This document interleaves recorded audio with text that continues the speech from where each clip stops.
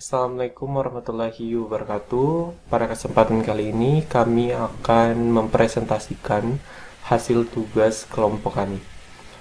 Baik, langsung saja saya buka materinya.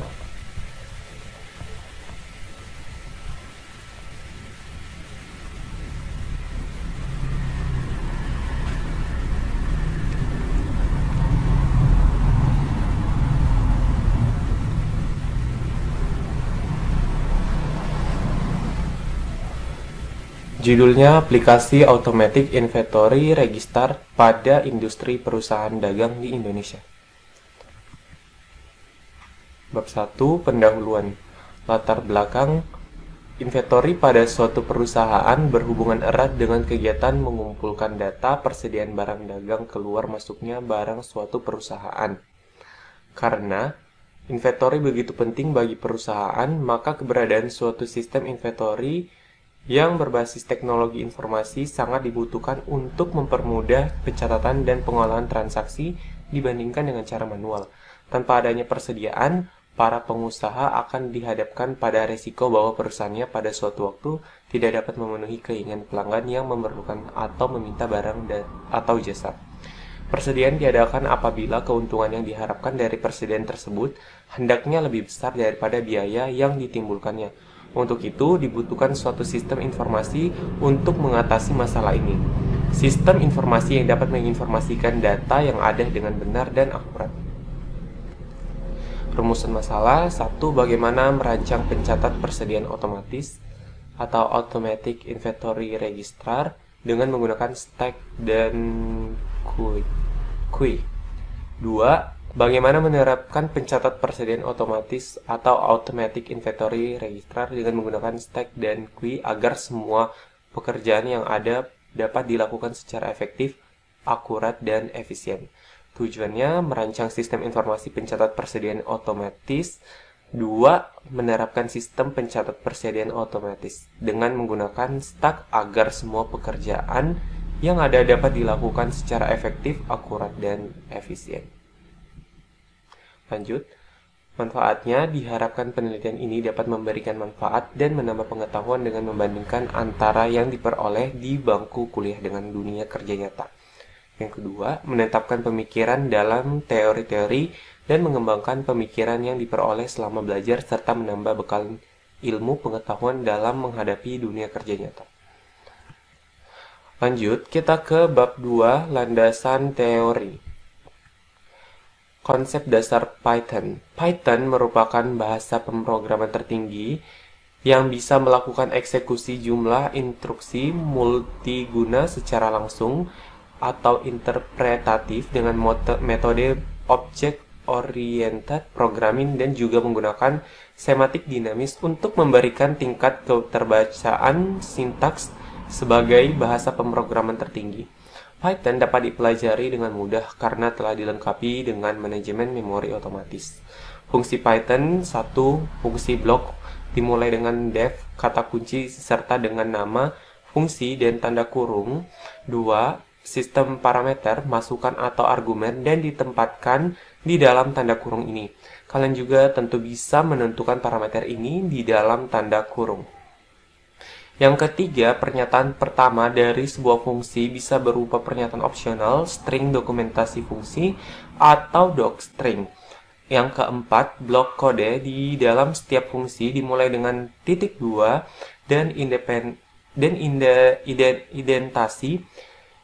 5. Pernyataan kembali keluar dari sebuah fungsi secara fungsional, menyampaikan kembali ekspresi ke pemanggil. Pernyataan pengembalian tanpa argumen sama dengan return none. Kelebihan dan kekurangan Python. Kelebihan, Python bisa dengan mudah dipelajari bahkan untuk pengembang pemula. Kodenya mudah dibaca dan bisa menjalankan banyak fungsi kompleks dengan mudah.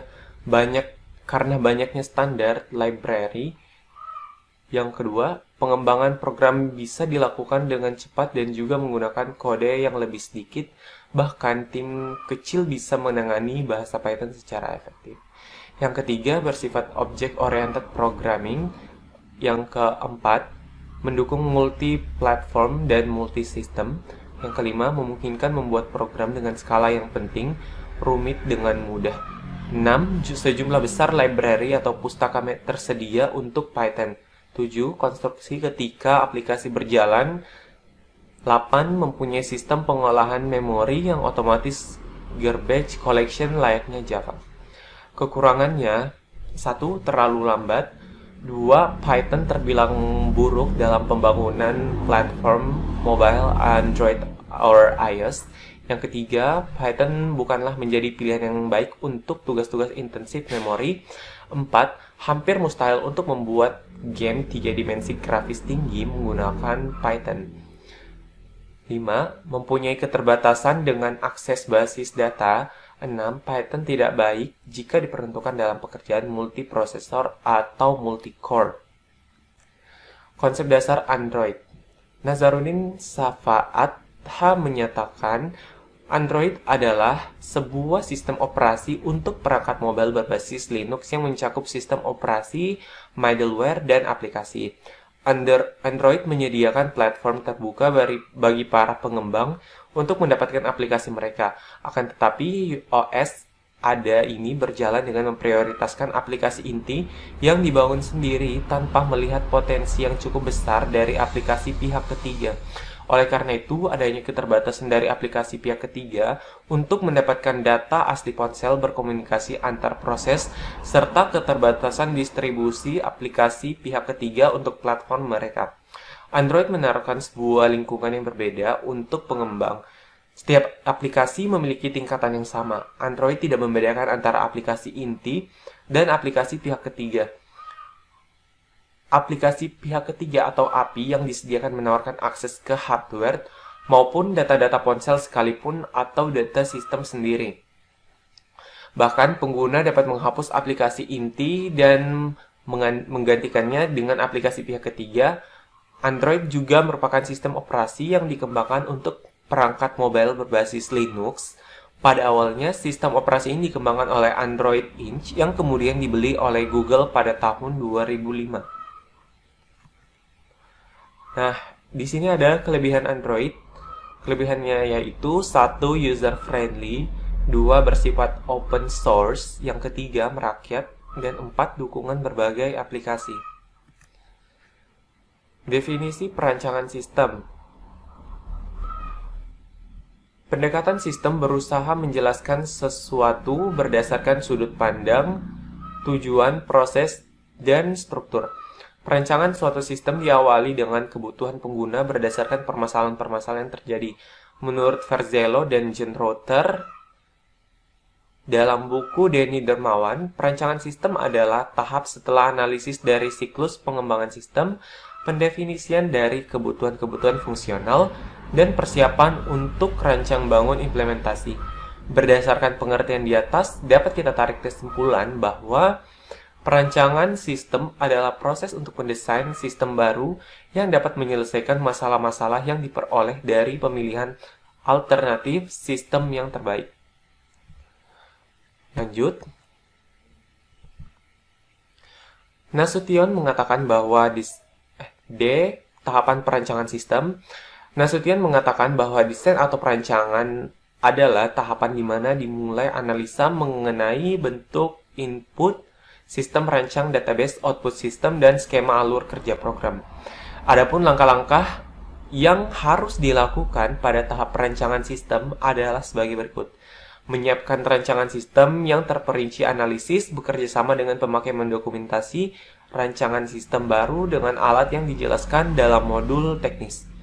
Beberapa alat memudahkan analisis untuk menyiapkan dokumentasi secara top-down, dimulai dengan gambaran besar secara bertahap mengarah lebih terinci.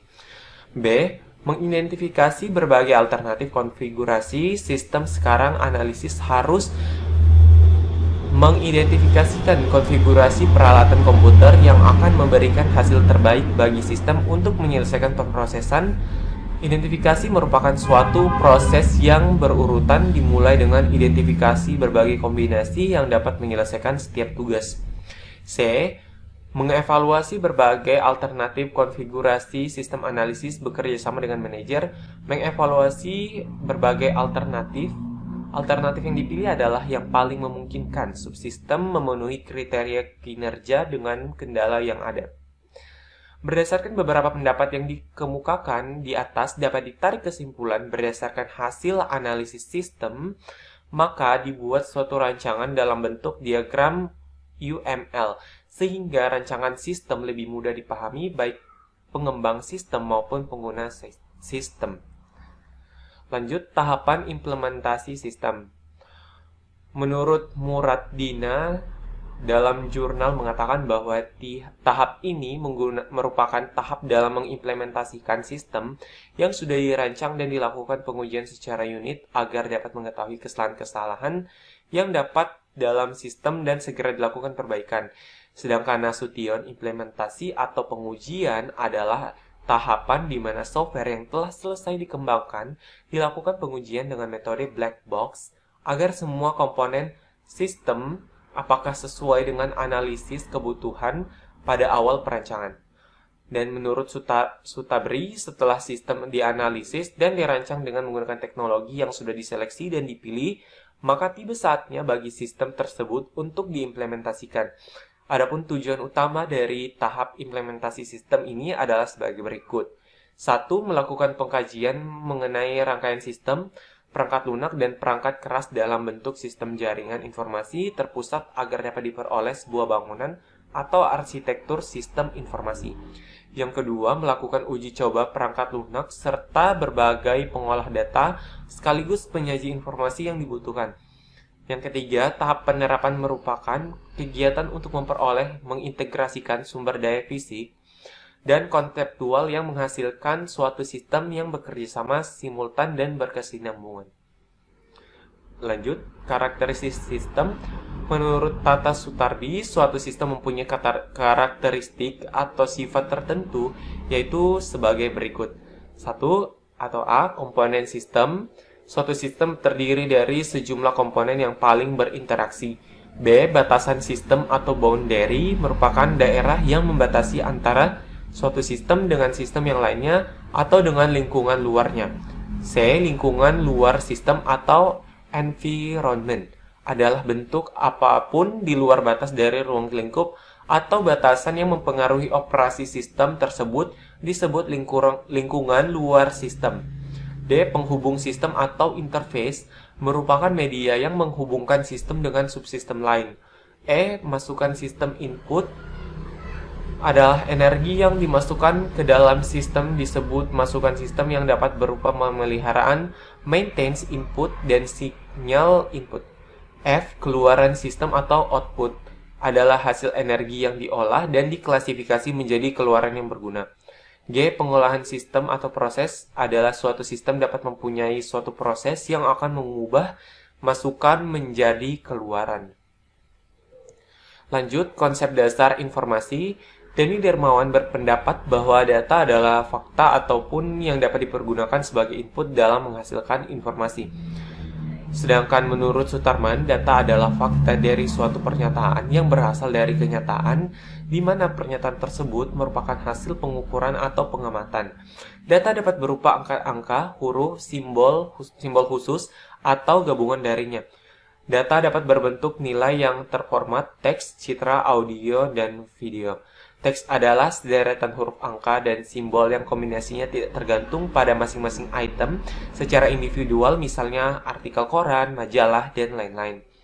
Citra adalah data dalam bentuk gambar. Citra dapat berupa grafik, foto, hasil ronsen, dan tanda tangan.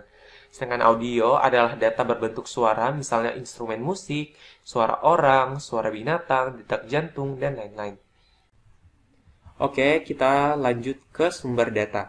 Data adalah kenyataan yang menggambarkan suatu kejadian-kejadian dan kesatuan nyata yang diproses untuk menyajikan informasi. Data terbagi atas dua, yaitu data internal dan data eksternal. Data internal adalah data yang asli, artinya data yang sebagai hasil observasi yang dilakukan sendiri, bukan data hasil karya orang lain. Yang kedua, nilai data eksternal. Data eksternal adalah data hasil observasi orang lain. Seseorang boleh saja menggunakan data untuk suatu keperluan, meskipun data tersebut hasil kerja orang lain.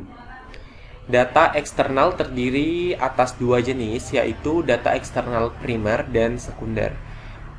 Data eksternal primer adalah data dalam bentuk ucapan lisan atau tulisan dari pemiliknya sendiri, yakni orang yang melakukan observasi sendiri.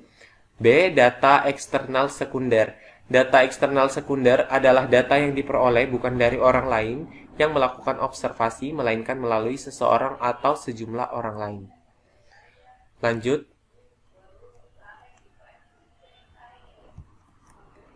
Definisi informasi. Informasi adalah sekumpulan fakta yang telah diolah menjadi sebuah bentuk yang lebih berguna bagi dalam pendukung pengambilan keputusan. Nilai dari informasi ditentukan oleh 5 hal. Yang pertama, mudah diperoleh, 2, luas dan lengkap, 3, ketelitian, 4, kecocokan, dan 5, ketepatan waktu. Ciri-ciri informasi. Yang pertama, benar atau salah. Informasi berhubungan dengan kebenaran terhadap kenyataan. Bila penerima informasi yang salah mempercayainya, akibatnya sama seperti yang benar. 2, baru. Informasi yang diberikan benar-benar baru bagi si penerima informasi. Yang ketiga, tambahan. Informasi dapat memperbarui atau memberikan perubahan terhadap informasi yang telah ada. 4, korektif. Informasi dapat digunakan untuk melakukan koreksi terhadap informasi sebelumnya yang salah atau kurang benar. 5, penegas. Informasi dapat mempertegas informasi yang telah ada sehingga keyakinan terhadap informasi semakin meningkat. Jenis-jenis informasi. Menurut Sutabri, informasi tidak mempunyai pendapat yang sama mengenai jenis-jenis informasi yang dioperasikan dalam manajemen. Dari berbagai pendapat, dapat disimpulkan bahwa informasi dalam manajemen diklasifikasikan berdasarkan aspek-aspek seperti berikut. Yang pertama, informasi berdasarkan persyaratan, terbagi atas 4. A. Informasi yang tepat waktu, B. Informasi yang relevan, C. Informasi yang bernilai, D. Informasi yang dipercaya. Kedua, ada informasi berdasarkan dimensi waktu, terbagi atas 2, informasi masa lalu dan informasi masa kini. Yang ketiga, ada informasi berdasarkan sasaran, terbagi juga atas 2, yaitu informasi individual dan informasi komunitas. Lanjut, konsep dasar sistem informasi. Tata Sutabri berpendapat bahwa sistem informasi adalah suatu sistem di dalam suatu organisasi yang mempertemukan kebutuhan pengolahan transaksi harian yang mendukung fungsi operasi organisasi yang bersifat manajerial dengan kegiatan strategi dari suatu organisasi untuk dapat menyediakan kepada pihak luar tertentu dengan laporan yang diperlukan. Sementara itu, Sutarman berpendapat bahwa sistem informasi adalah sistem yang dapat didefinisikan dengan mengumpulkan, memproses, menyimpan, menganalisis, menyebarkan informasi untuk tujuan tertentu. Seperti sistem lainnya, sebuah sistem informasi terdiri atas input dan output. Lanjut, komponen sistem informasi. Komponen sistem informasi disebut dengan istilah blok bangunan atau building block. Komponen sistem informasi terdiri dari blok masukan, input block atau blok model, atau model blok, blok keluaran atau output block, dan blok teknologi atau teknologi block, dan basis data atau database block. Saya akan jelaskan satu-satu. Yang pertama, ada blok masukan atau input block. Adalah input yang mewakili data yang masuk ke dalam sistem informasi. Input di sini termaksud metode-metode dan media untuk menangkap data yang akan dimasukkan. Yang kedua, ada blok model. Blok ini terdiri dari kombinasi prosedur, logika, dan model matematik yang akan memanipulasi data input dan data yang tersimpan di basis data. Yang ketiga, ada blok keluaran atau output block. Produk dari sistem informasi adalah keluaran yang merupakan informasi yang berkualitas dan dokumentasi yang berguna untuk semua tingkatan manajemen serta semua pemakai sistem. 4. Blok teknologi digunakan untuk menerima input dan menjalankan model, menyimpan, mengakses data, menghasilkan dan mengirimkan keluaran, dan membantu pengendalian dari sistem secara keseluruhan. Blok teknologi terdiri dari humanware atau brainware, perangkat lunak, atau software, dan perangkat keras atau hardware. 5. Ada blok basis data atau database block. Basis data atau database merupakan kumpulan dari data yang saling berhubungan satu dengan yang lainnya, tersimpan di perangkat keras komputer dan digunakan perangkat lunak untuk memanipulasinya. Yang keenam, ada blok kendali atau control block. Beberapa pengendalian perlu dirancang dan diterapkan untuk meyakinkan bahwa hal yang dapat merusak sistem dapat dicegah ataupun bila terlanjur terjadi, kesalahan-kesalahan dapat langsung cepat diatasi. Lanjut kita ke konsep dasar analisa. Analisa sistem adalah suatu proses mengumpulkan dan menganalisa informasi yang berhubungan dengan masalah-masalah yang timbul agar dapat memberikan jalan keluar sesuai dengan masalah yang dihadapi. Dapat ditarik kesimpulan bahwa analisis sistem merupakan teknik pemecahan masalah dengan mempelajari suatu sistem untuk merancang informasi, untuk merancang sistem baru atau melakukan perbaikan dari sistem yang berjalan. Lanjut, kita slide selanjutnya, ada tahap analisa sistem. Tahap analisis sistem merupakan tahap kritis yang sangat penting karena kesalahan di dalam tahap ini akan menyebabkan juga kesalahan di tahap selanjutnya.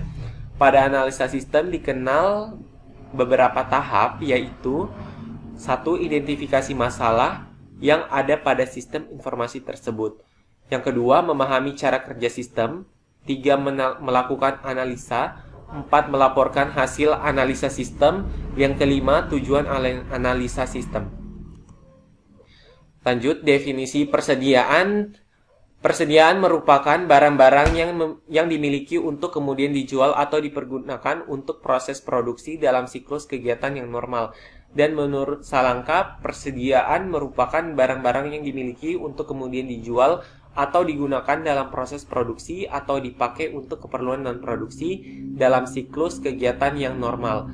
Berdasarkan beberapa pendapat yang dikemukakan di atas, dapat ditarik kesimpulan pengendalian persediaan inventory control merupakan pengumpulan atau penyimpanan komoditas yang akan digunakan untuk memenuhi permintaan dari waktu ke waktu. Persediaan memegang peranan penting agar perusahaan dapat berjalan dengan baik. Lanjut, fungsi persediaan. Fungsi persediaan pada dasarnya terdiri dari 3 fungsi, yaitu fungsi decoupling adalah fungsi yang memungkinkan bahwa perusahaan akan dapat memenuhi kebutuhannya atas permintaan konsumen tanpa tergantung pada supplier barang. Yang kedua, fungsi economic lot sizing. Tujuan dari fungsi ini adalah persediaan agar perusahaan dapat berproduksi serta menggunakan seluruh sumber daya yang ada dalam jumlah yang cukup dengan tujuan agar dapat mengarunginya biaya per unit produk.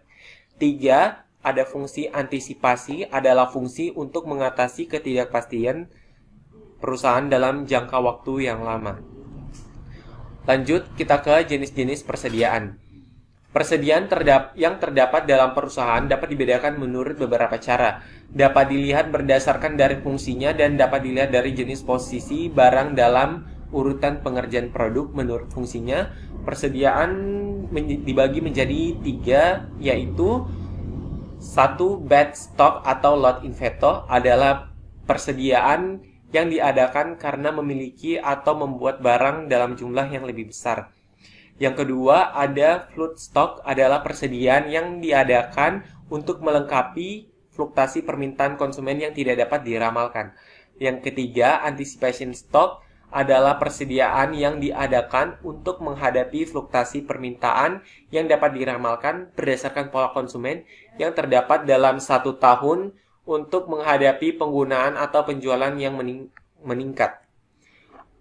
Dan yang terakhir, metode pencatatan persediaan periodic system, yaitu setiap akhir periode dilakukan perhitungan secara fisik agar jumlah persediaan akhir dapat diketahui jumlahnya secara pasti. Perspektual system atau bulk inventory, yaitu setiap kali pengeluaran diberikan catatan administrasi barang persediaan. Dalam melaksanakan penilaian persediaan, ada beberapa cara yang dapat dipergunakan, yaitu A. First in, first out, atau masuk pertama, keluar pertama. Cara ini didasarkan atas asumsi bahwa arus harga bahan adalah sama dengan arus penggunaan bahan. Dengan demikian, bila sejumlah unit bahan dengan harga terbeli tertentu sudah habis dipergunakan, maka penggunaan bahan berikutnya harganya akan didasarkan pada harga beli berikutnya. Kelebihan FIFO yaitu dalam kriteria efisiensi, penjadwalan FIFO sangat efisiensi dalam penggunaan proses dan logika sederhana. Sedangkan kelemahan FIFO yaitu A dalam kriteria adil, penjadwalan FIFO adil dalam arti resmi yaitu proses pertama yang datang akan dilayani pertama juga, tapi dinyatakan tidak adil karena proses yang perlu waktu lama membuat proses-proses pendek menunggu.